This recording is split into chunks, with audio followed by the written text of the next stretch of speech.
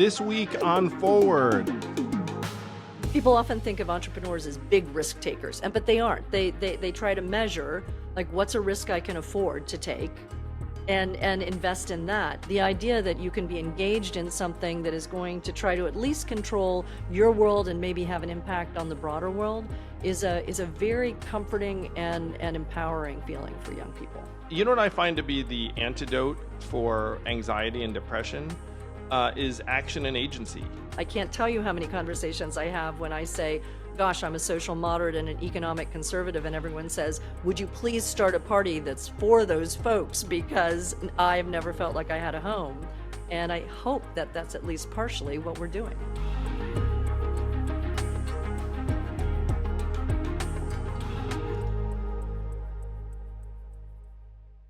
It is my pleasure to welcome to the podcast the very newest member of the National Board of Forward, former Lieutenant Governor of Massachusetts and President of Babson College, Kerry Healey. Welcome, Kerry.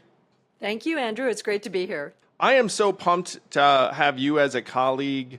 You and I met, gosh, now it must be a few years ago out west, and I was blown away by you. You were so clearly principled, independent, patriotic. You were looking at ways to move the country forward. You're now on the board of the Council for Responsible Social Media, I believe, yes. And that's something that, in my mind, is really high on the priority list and should be nonpartisan. So I guess we'll lead off with that. What the heck made you say yes to joining Forward, which I'm super excited about?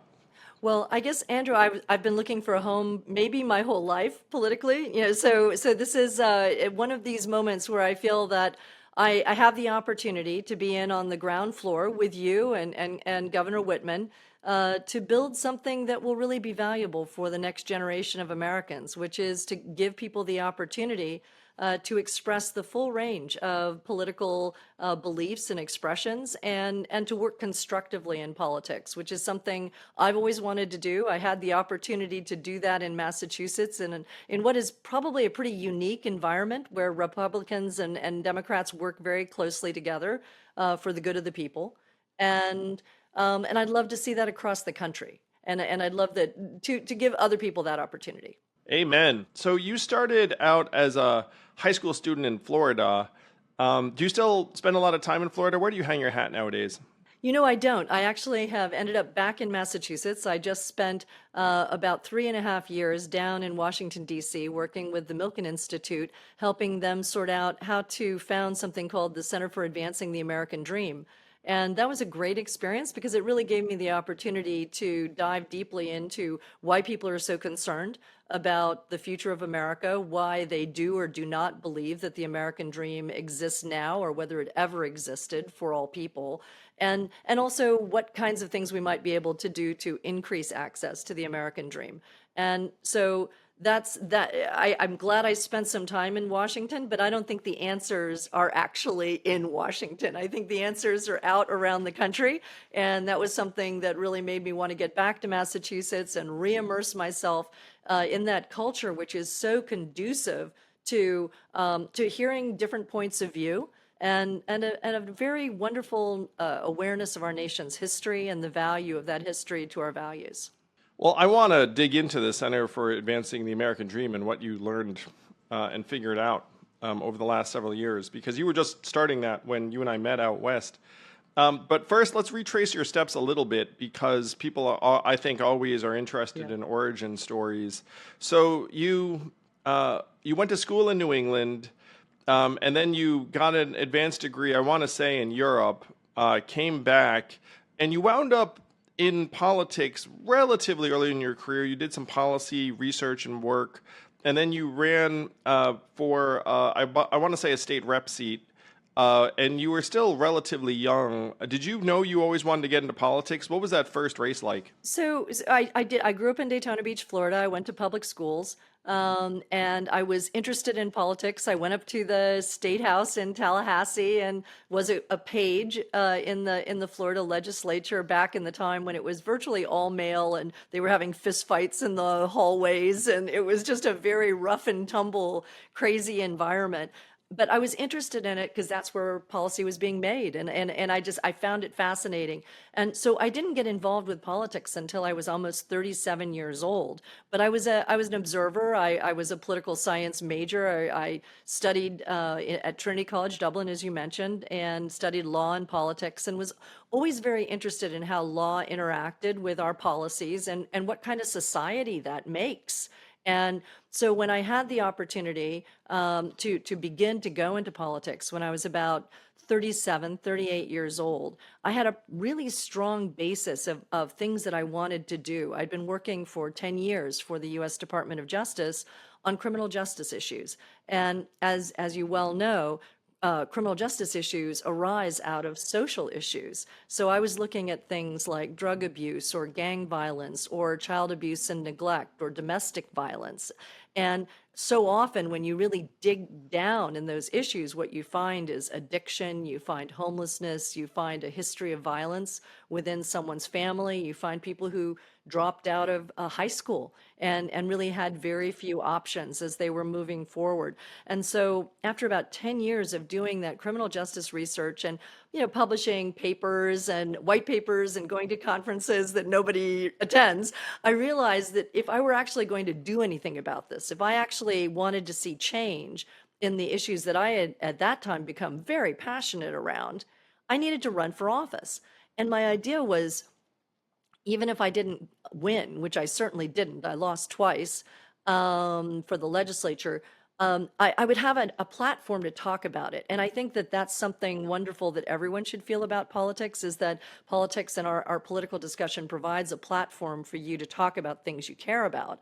And at that time, I really I cared about foster children. I cared about domestic violence. I cared about drug and gang violence, and the impact on communities that that was having. And so I thought, look, I'm going to run for office. I'm probably going to lose. I'm running as a Republican in an all Democratic state, so I can kind of see the writing on the wall there. But at least I'm going to have a chance to talk about things I care about, and that's how I started that process in my late 30s.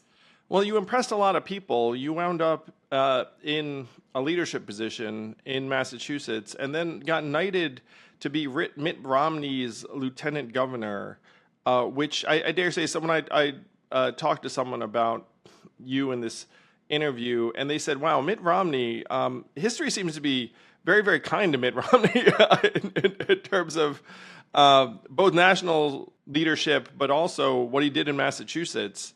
And that must have been a really productive feeling time for you and Mitt. It was a wonderful experience. And by the way, Senator Romney is just a genuinely good person.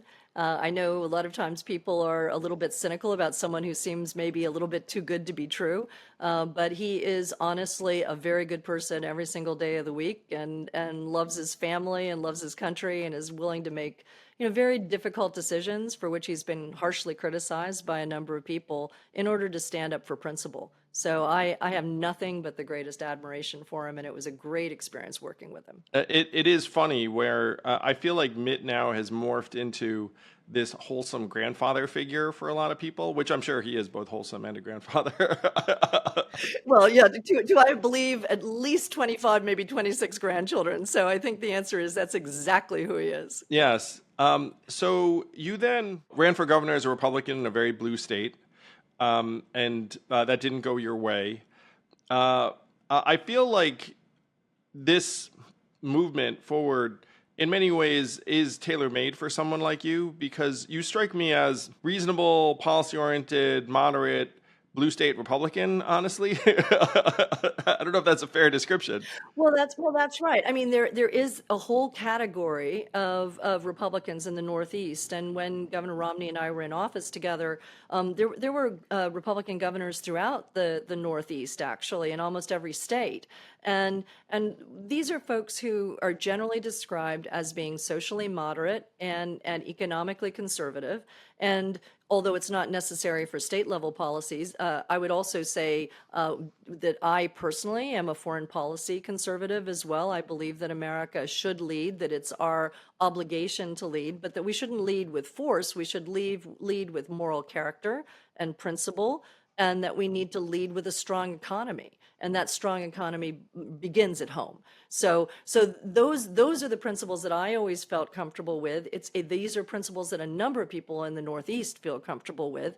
I can't tell you how many conversations I have when I say, gosh, I'm a social moderate and an economic conservative, and everyone says, would you please start a party that's for those folks, because I've never felt like I had a home. And I hope that that's at least partially what we're doing. Yeah, very, very much so. You know, Chris Sununu, who is a Republican blue state purplish state, but he's a Republican. He's a moderate Republican. He's like he's Yep. top of mind for me when you think about these Northeastern. Absolutely part of that model. Yeah, very much Yes. so. And he's stepping down not to run again, which in some ways is very disappointing. It seems like that breed of Republican leader is in danger of disappearing. Well, I think it's very hard for individuals like that right now to get even the nomination of their party in those blue states. Because we have, as everyone has seen the Republican Party become quite polarized, and moderates have been forced out. You know, we have seen even a governor as wildly popular as Charlie Baker in Massachusetts, who was, reelected with 70% of the vote in a state where Republicans actually comprise fewer than 10% of the voters. And he was a Republican, and he was being reelected, and his popularity ratings were off the chart. But he was in doubt of whether or not he was actually going to be able to win his own convention. Because the party had shrunk so much and become so extreme that they no longer even approved of him and approved of what he was doing within the state. So people like that should be kept in politics, obviously, because they're doing a good job and people like them. But our current party structure doesn't allow for it.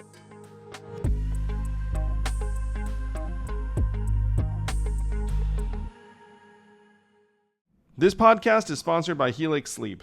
It's a pretty short list of things you can do that are going to make you happier, healthier, more energetic, more productive every single day. You know what's on that list? Getting the right freaking mattress. And what's the right mattress for you? If you go to Helix Sleep, you take their personalized sleep quiz, and they will send you one of 20 unique mattresses made for you and you alone. Well, not you and you alone, like 5% of people. Do the math. For a 100-night free trial, you can sleep on this thing for 3 months. It will keep you cool. Don't just take my word for it. My kids seek out this mattress in the house. It's the #1 rated mattress picked by GQ and Wired magazine. This mattress will actually make you happier, healthier, and more productive.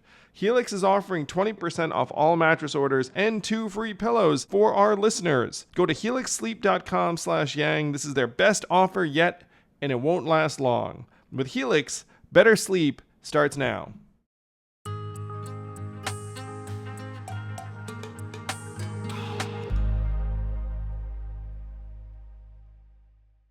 Yeah, that is the problem, isn't it? I mean, right now you have party structures that are distorting what people want, what most Americans want.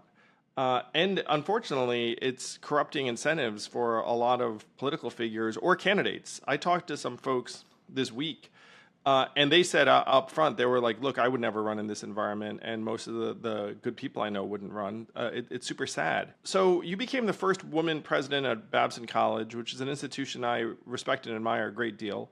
It's one of the most entrepreneurial schools in the country, avowedly so. I would love to hear about your experience there, particularly with young people, and what their sense of the future is, what their sense of their own trajectory and path look like. You were president of Babson for how many years?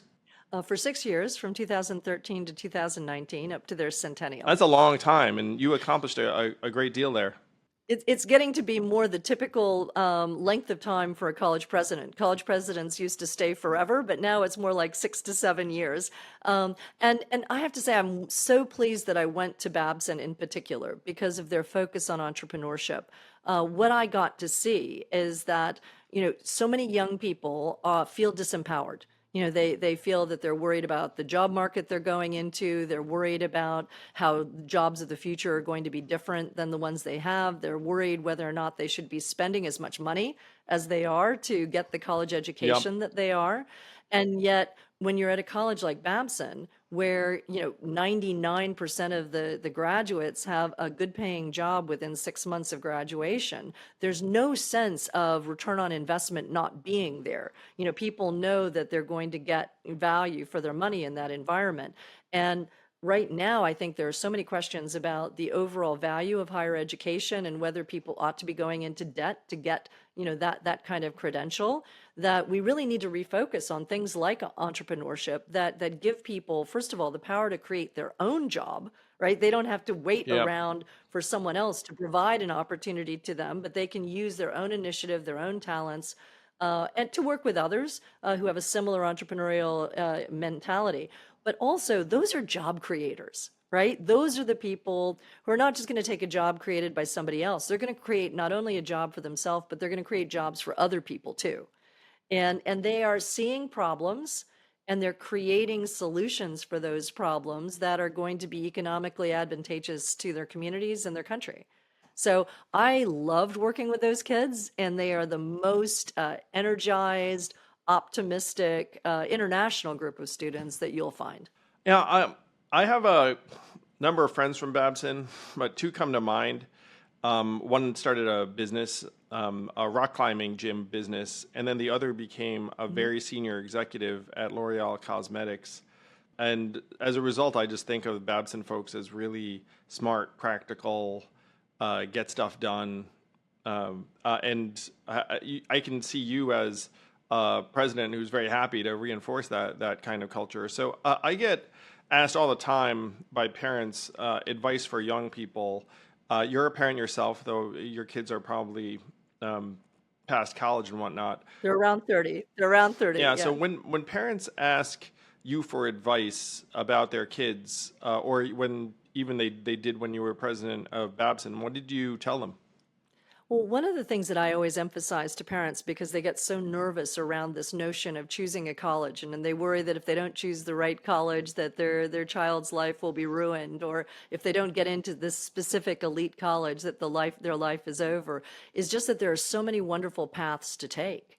And there are so many wonderful institutions out there. And so it's really incumbent on parents right now and students. I would prefer the student to do the research to figure out, what is the right fit and match for that particular student and their ambitions and their talents and their learning style. There isn't a right place for everyone. Not everyone should go to Harvard, even if they could. And it's just not opening up admissions to at least elite institutions isn't the necessary answer for all of this.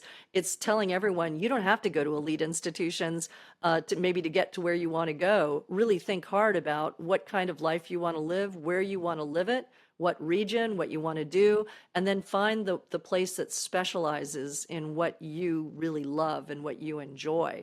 That's the trick. That's the hard part. Find the right fit. It's not about looking at the rankings. Yeah, It's about finding the right fit. it's not. Although I think return on investment is good. I think you need to look, if you were going to look at a ranking, I would look at return on investment because, you It's hard to don't fudge want to those get numbers. a college education that isn't, no, but, increasingly they are starting to come out with different measures of return on investment. Money Magazine is doing it.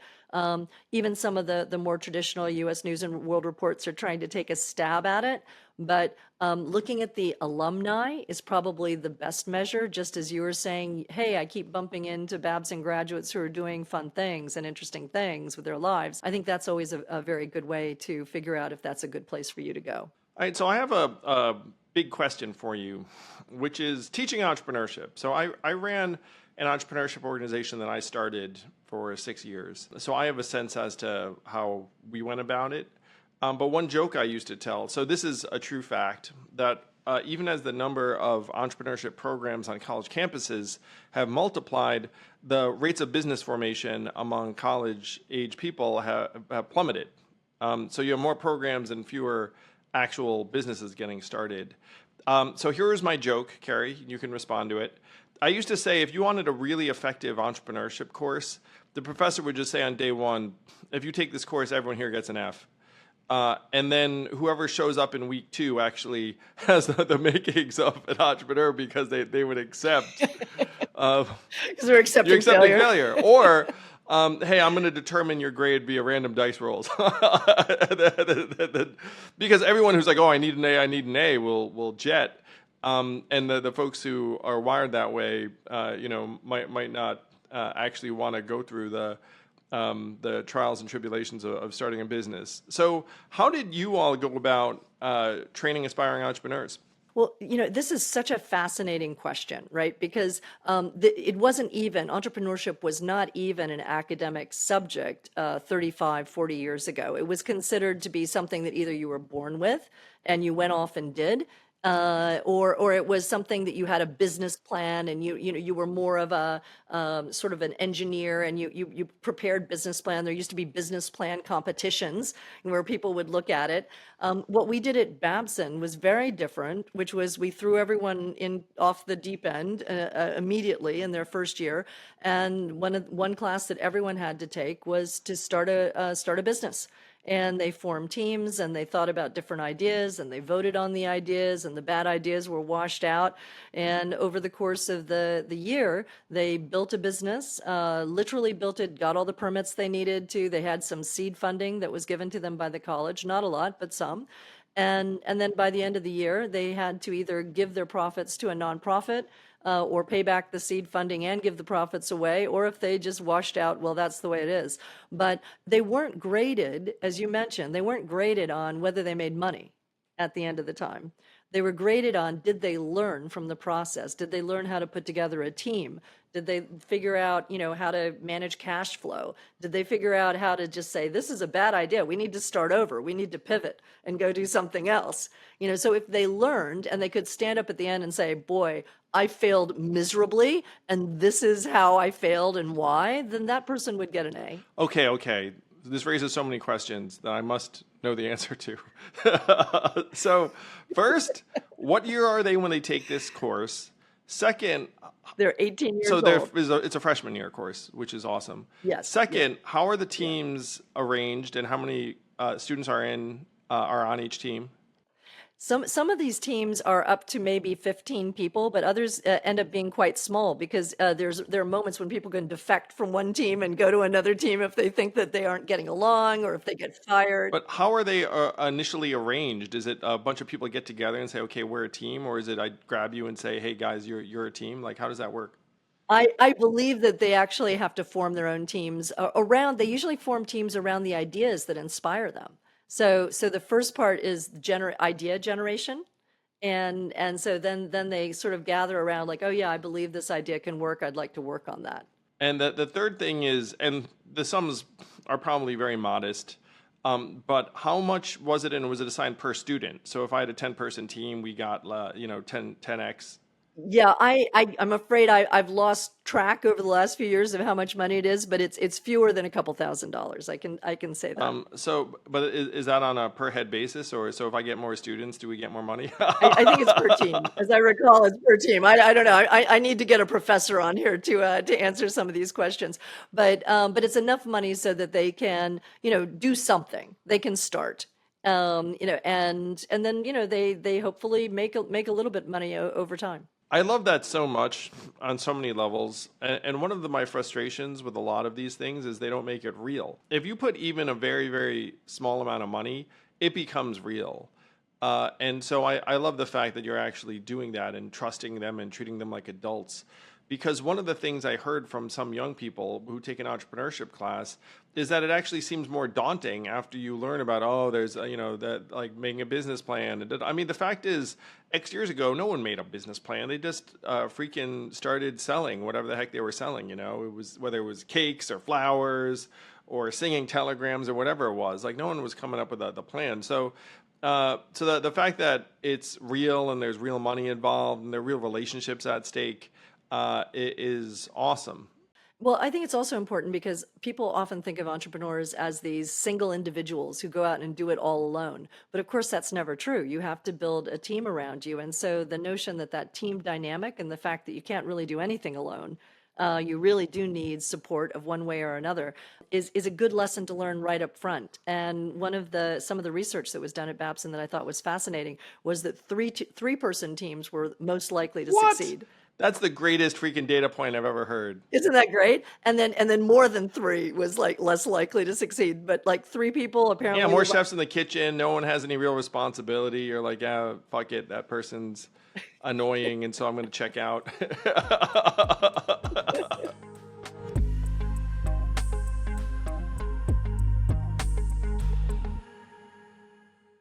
I am pumped to announce that I have a novel coming out on September 12th, The Last Election. It's a political thriller co-written with my friend Stephen Marsh, who wrote the book The Next Civil War. If you listen to this podcast, Stephen's been a repeat guest. Stephen and I became friends and thought we should collaborate on a way to scare the shit out of people, but also entertain them with a story of what could happen in this upcoming election or the election thereafter. Do check it out at andrewyang.com/books, and there's a special discount code last election that you can use for 30% off at the publisher's website. I'll be talking more about this book, but I'm so pumped to get this out into the world. Last election coming your way.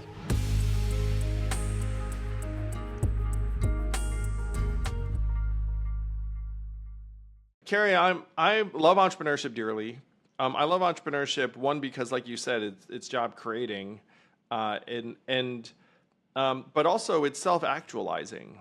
If you tell someone, look, you have to go build it, you have to solve a problem you care about, that's just a very different process and a different set of people that result than, hey, your goal is to get this badge, and then if you get that badge, then you'll get into this org, and then they'll reward you a lot, and then it's just a different mindset. I spent 6.5 years training young entrepreneurs. I'm still involved with a number of startups today, and so I love the fact that you also were a part of cultivating that in the next generation. And like you said, it's not necessarily that you're going to go out and start a company.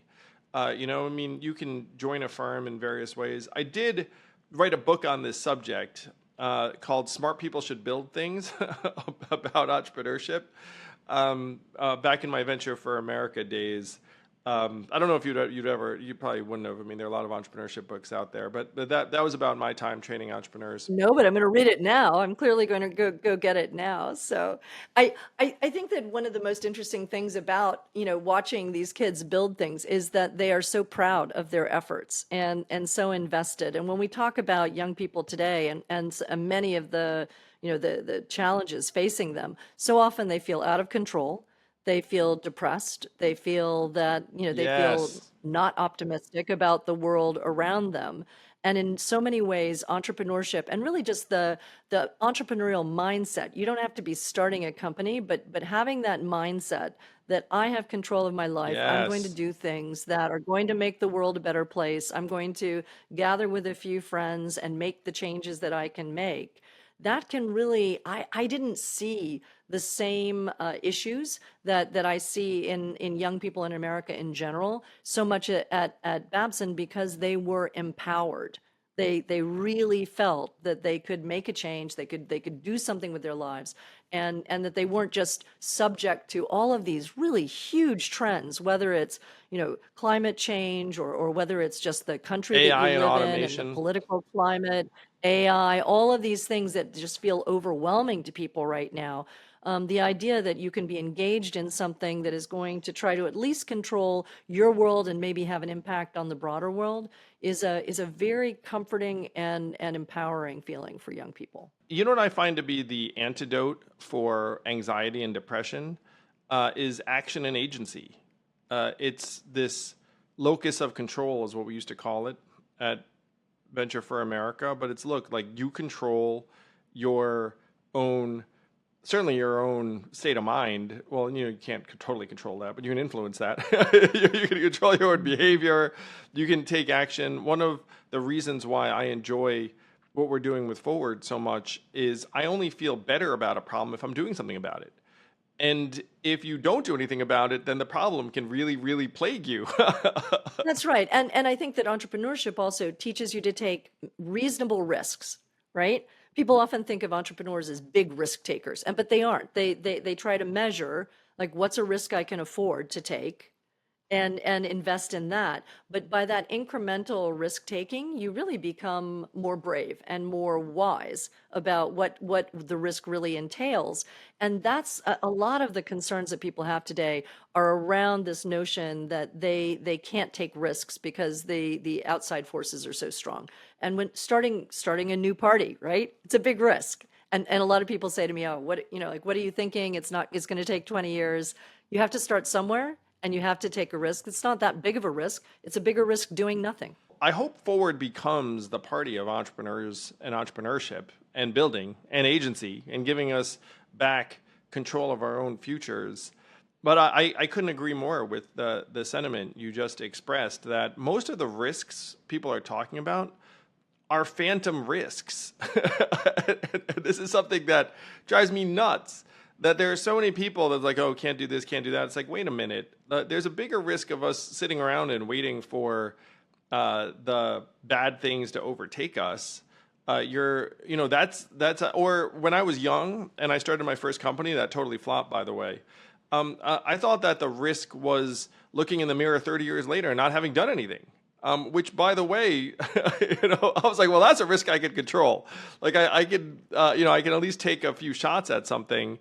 And when I was recruiting for Venture for America, I told my wife this story the other day, and she thought it was really funny. What I said to a bunch of 22-year-olds, I said, look, things might not always work out for you if you head down this entrepreneurial path, but at least you'll be able to remember what year it was. Like, at least you'll be able to remember what the heck you were doing. and that gave Evelyn a real laugh. But it's, to me, really, I think people tend to very much overweight certain risks, to your point, and then underweight others. When I was working at the Center for Advancing the American Dream, I got to meet a lot of entrepreneurs who had come here from other countries and had specifically chosen to start their firms and their ventures here in the US, even though they were from Europe or Russia or Africa or South America, where, all over the world, but they felt that the environment here was more conducive to success and starting new ventures. And part of that was that we believe in forgiveness and new starts, new beginnings for people. So failure isn't this permanent state of affairs. Like, that's the guy who started a business once. Oh, well, it failed and he's a failure forever. It's more like, you can be proud of the fact that you tried to do something, whether it failed or succeeded. You can be proud of it. I'm proud of running for office for however many times I did, and I failed way more times than I succeeded. So I think that we in America have, we take it for granted that we have this notion of allowing people to begin again and have infinite numbers of lives and careers and expressions.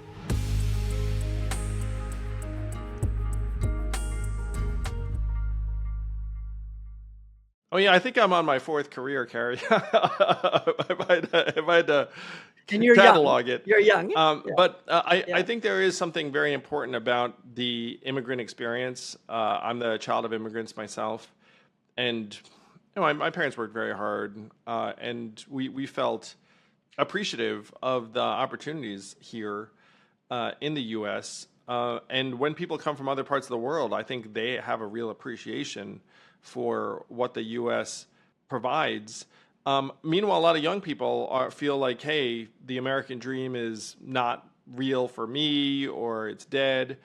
So you spent several years trying to combat that at the brand new Center for the Advancement of the American Dream. What did you find? So actually, I'll give a little bit of backdrop stuff. So when I ran for president, I would talk to people about the American dream. And as a numbers guy, I said, look, here to me is what the American dream is.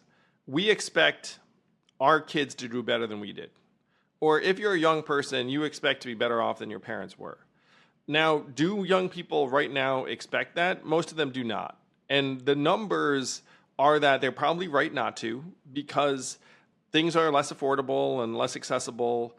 If you were born in the 60s, there was something like a 93% chance you're going to do better than your parents. By the time the 90s rolled around, it's down to a 50-50 shot, because you can actually measure outcomes for that stuff. And it's declining. So there is some empirical reality behind young people saying, you know what, the American dream might not be there for me. Right now, we have something of a national housing affordability crisis, in part because of our dysfunctional politics, I would suggest. So describe your work at the center, what you found, what were the victories and challenges. Yeah, well, first of all, I wasn't trying to convince anyone to believe in it. I really wanted to understand whether it Yes. existed, because the people who have experienced it believe in it deeply, and it's unshakable because that's their lived experience, right? They worked hard, they followed the rules, they came maybe from another country where there was oppression or some, financial crisis, and they came to America and they made incredible sacrifices in some cases and succeeded. And so I think that while other people might say, my experience has been very different. I followed all the rules, things went poorly for me, or maybe the rules weren't made for me. Maybe the rules were actually made to exclude me and make sure that it was harder for me to succeed. And I'm just, exhausted with trying, and I don't think I'm going to do better than my parents, and I don't see the pathway forward. So there were these two paths that you saw there very clearly, and there wasn't a lot of understanding and a lot of commonality to the experience that these two groups of people in America have. And what's interesting is they're not the typical. They might not even be the very rich and the very poor. There's a whole center ground of people who believe very strongly in the American dream, and they feel like they're on that path. But when we did focus groups, we would find, for example, that there are certain things that can knock people off the path to the American dream that really scare people. And some of those things are health crises. And I think access to healthcare in America is arguably one of the major things that are making people doubt the ability and the certainty of a path to the American dream for themselves and their families. And so you mentioned housing as well, housing costs and how that goes. So I think there are certain things that we can address through policy in America right now that will make people feel more comfortable that the promise of America is actually available to them. And in Massachusetts, when we did healthcare reform, we've now gotten it to the point where somewhere between 98 and 99% of the people in Massachusetts have access to healthcare. It's not as affordable as it ought to be, but there is access to healthcare. And the state as a whole, if you look at the statistics over the last 15 years, that access to basic healthcare has made us a healthier state in Massachusetts. There are, far fewer cardiac problems. There are far fewer, people dying of cancer, et cetera. So I think that these are really important things for us to think about. Like, what are those big obstacles to the American dream that we can start chipping away on to give people more hope? I love it. And I think that is what it would take because so the American dream has been very real for me and my family. So incredibly grateful. But as a numbers person, I look up and say, you know what? Let's try and address the basics here. By the way, your work in Massachusetts with Mitt ended up becoming something of a national model, I believe. It was more or less the template for Obamacare. Yes, and I wish that we had been able to work across the aisle with the Obama administration to talk about how best to formulate. Yeah, there were some pretty big problems with that design. Yeah, it's a very tough thing to parse out. And there are a lot of things that we still need to do. There are, sort of three aspects to providing healthcare. Obviously, there's quality, and there's access, and there's cost. And so we had great quality of healthcare in Massachusetts already. We addressed the access, but we left office before we could really dig into how do you contain costs, how do you create the kind of transparency in pricing, and how do you empower individuals to choose the most efficient and least expensive option for themselves. So we still have work to do there. All right, check it out, Kerry. I'm going to run this by you. So you've interacted more with healthcare than just about anyone. The costs do just keep on creeping up.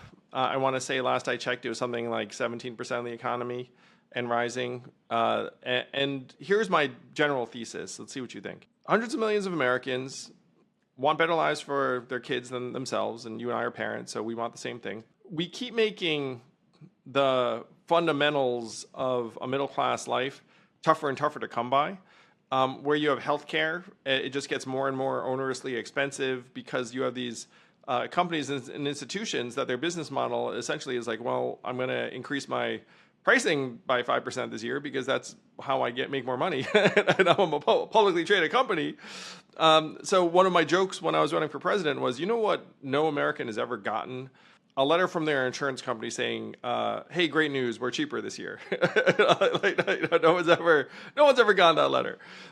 So you have a healthcare infrastructure that gets more and more costly, and then you have an educational path that gets more and more costly, where the cost of a college degree. How much was it when you and I went to school, ish? I mean, Well, when I went to college, all in with room, housing, and food and college, my whole tuition bill was $15,000. yeah. I mean, people hear that they're shocked because today it might be 4 times that. Well, yes, but my mother was the sole support of my family, and she was a school teacher, an elementary school teacher in the public schools, and she was making $12,000 a year then. Yeah. So, so it was still an overwhelming cost, and I had to rely on grants and working, and we sacrificed a lot and sold everything we could sell to get me through college. But in my case, it was the gateway to opportunity, and so it was worthwhile. And my mom invested in it with this blind faith that immigrants have around the value of education in America. She was a first generation American. My grandmother came from Germany. She and her parents were fleeing political oppression there. And she arrived in Ellis Island with like $4 with her mom. I recently found their record when I visited Ellis Island. And it was just so moving to realize how old she was. She was like 9 years old, and they had, no money. And it's an incredible thing. And then to imagine that she was my grandmother, and I've been able to do what I've been able to do here in America. The American dream isn't always immediate. It's generational. And so we have to think about, what opportunities are we providing for those next generations? What will my grandchildren be experiencing?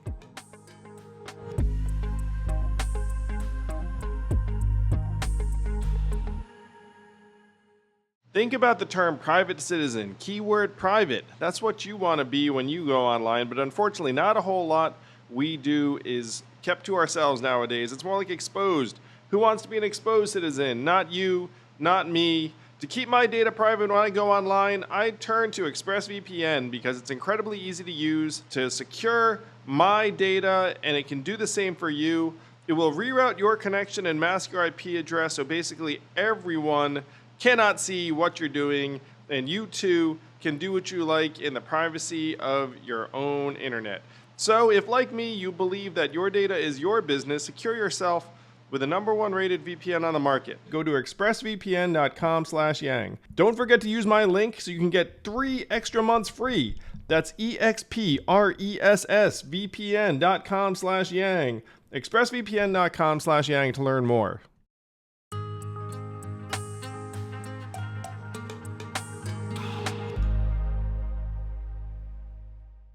I was just on Ellis Island last month, so it was a profound experience. It's very powerful, isn't it? My family didn't come through there, but it was still very, very profound. Lovely environment. So we have healthcare costs going up, higher education costs going up, housing costs going up. And so a lot of Americans are looking up saying, hey, wait a minute, my kids can't afford a home, they can't afford this education. If they get sick, they're going to go bankrupt. We're kind of trying to avoid our healthcare system at all costs. And so Americans are getting more and more saddened and frustrated that these things are more and more oppressive seeming or out of their reach. And in my mind, it is because of a dysfunctional political system that looks at this and shrugs and is like, well, like, what's that? Healthcare premiums are crazy expensive. I guess that's just the new state of nature. It's a new natural law. And then colleges now, whatever it is, $65,000 a year for some institutions. Even public institutions, I want to say, are in the tens of thousands. for sure. Also a new natural law. Like we can't build affordable housing. Like I guess that's just the way the ball bounces. And so Americans look up and like they feel like they're subject to forces beyond their control, in part because our political system doesn't actually respond. I think that it's our responsibility to lay out alternatives. So, in terms of the cost of higher education, for example, we need to speak about and respect alternatives that do not include higher education as we currently imagine it. Not everyone needs a college degree to lead a fulfilling life or even a life that more than pays the Yep. bills. And so the idea that we should be encouraging and expanding the number of people who are able to go into the Yep. trades. Trade unionists do very well and they're very needed. And so why are we not, as people who have been involved with government, why isn't government making it easier for more people to go through high school and college and or just high school and graduate with access to the Yep. trades? That seems like a very obvious thing. There are a lot of technical skills that can be given now through short courses, whether they're 6 months long or less. And there are a number of great courses that are being created by Meta and Google and IBM and others that can help you enter those careers that maybe cost only a couple $100s or less. In order to get that training. They could be done at community colleges. They could be done contemporaneously in your senior year in high school so that, again, we could make it so that everyone would graduate with at least some skill that would allow them to go directly into the workforce and not take on the tens of thousands of dollars of debt that are dragging down young people and making it hard for them to buy houses, making it hard for them to have kids and to marry and all the things that they arguably want to do. So I think that we need to talk about those alternatives, to flesh out those alternatives for people. And also, by the way, online education can be incredibly less expensive and also high quality. I'm on the board of something called Western Governors University. And each year at Western Governors, which is a competency-based university, only costs $7,000. And you can go as fast as you want and take as many courses as you want during each semester. And most people graduate in well fewer than 4 years. So you can get an entire college education, which is a very high quality, for less than $30,000. And so I think that people need to start thinking about what are those real alternatives to the way that we've learned to live our lives. We don't have to continue doing the same thing. You know what AI is not going to automate? HVAC repair, window retrofitters. There's so many things that we're going to actually need people to do. And we're not making it easy enough for folks to go down those roads. We're stigmatizing it. It's bad for young men who aren't going to go to college in particular. I don't know what the gender ratio was at Babson, but now 3 out of every 5 college students is a woman, which on one level is great. But then, like you have a lot of men who are falling behind in various ways. Kerry, we should put you in charge of something very big and important. I think that a lot of people listening to this would Well, applaud that. maybe helping you build the Forward Party. How Yeah, about that? no, it seems big and important. So what are your hopes for Forward now that you're helping us steer this thing? For me, I'm looking at it as a 20-year project, something I want to be involved with for the rest of my life. It's something that we need to really build a solid foundation for in order to transform American democracy in a way that it can be responsive to everyone. And so that everyone can have a home, so that no one would be feeling, as I have throughout my entire career, that I didn't really fit here, I didn't really fit there, and therefore I was constantly having to operate on the fringes of our political party system. I would like to see a party where everyone is welcome, where it's constructive, where it isn't a place where we're trying to leverage conflict for our own advantage, which is obviously what goes on now with our two-party system, Yep. our duopoly, if you will. So those are the things that I'd like to see. And I'd love to be able to have serious talks about things like immigration, that, we need to solve this problem. We can't just continue to use it as a way to win elections. We need to talk about public service. I would genuinely love to see national Me service too. be something that a majority of young people in America view as just part of growing up. I want the first question that people ask each other later in their 20s is like, "Oh, where did you do your national service? And what did you do? And what did you learn from that?" So we need to find ways to knit the country back together again culturally. And I think that this party is a way of doing that. Leverage solutions, not conflict. Build over the long term, though I think we're going to surprise a lot of people on what we can get done in much faster pace than the next 20 years. Kerry Healey, welcome aboard. Thank you so much for helping us lead this effort. And the best is yet to come. I really do want to put you in charge of something awesome. When I say, feel like you could overhaul America's healthcare system, education system, just about any system we have and make it better. Thank you, Andrew, and thank you for getting the ball rolling on the Forward Party. And I'm really excited about what we can do in the coming year and beyond. Yeah, me too.